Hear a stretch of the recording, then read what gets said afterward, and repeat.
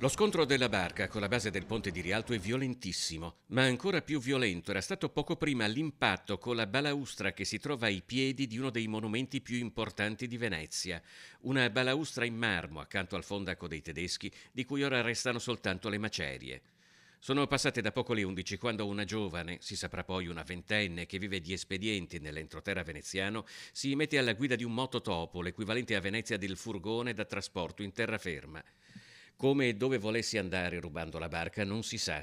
I danni che ha provocato la sua imperizia al timone sono invece enormi. Per Giovanni Giusto, consigliere comunale ed esperto di Venezia, ma anche marmista restauratore, una ferita all'anima della città. Il dispiacere è enorme, ma almeno le parti in cui ero intervenuto 8 anni fa, perché l'ho restaurata, nel 2008 l'ho restaurata, se non sbaglio, va bene, hanno tenuto. In effetti si è rotta laddove in realtà l'elemento non era già stato consolidato, ma le rotture sono nuove, come quella che vediamo al centro del braccio che tira verso, perpendicolare verso la fondamenta, ma anche quella esterna, perché la frattura che era stata consolidata ha tenuto, si è rotta 10 cm più avanti. Secondo una prima ricostruzione, il mototopo era attraccato di fronte a dove poi è avvenuto l'incidente, all'altezza della Corte dei Conti. Fortunatamente al momento del suo attraversamento del Canal Grande non c'erano altre imbarcazioni. Resasi conto dell'impossibilità di governare il mezzo, la giovane, già nota alle forze dell'ordine con un daspo di 3 anni da Venezia, è scesa per essere arrestata poco dopo. Credo che sia proprio un degrado sociale, ma non solo di Venezia, diciamo in tutta Italia.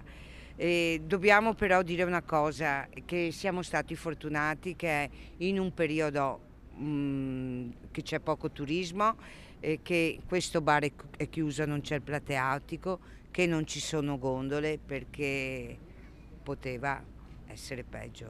La notizia è rimbalzata anche in Consiglio regionale e quello di Monica Poli è un punto di vista condiviso anche da Jonathan Montanariello. Il consigliere PD è stato pilota di mezzi pubblici a CTV e conosce bene il traffico in Canal Grande. Fortunatamente sono andati addosso dei manufatti di pietra, ma immaginiamoci se ci fosse stata una barca di più piccole dimensioni e gli andava addosso. Oggi saremmo qui probabilmente a commentare una tragedia. Sott'acqua, adagiato sui gradini, si intravede un marmo fortunatamente ancora intero. Ora comincerà la fase di recupero e restauro, cercando di mantenere il più possibile dell'originario. I costi si prevedono sostenuti.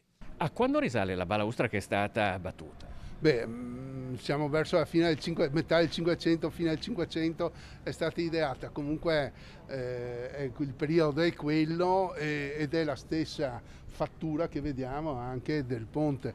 Le colonnine hanno una proporzione forse inferiore, ma comunque quella è la fattura.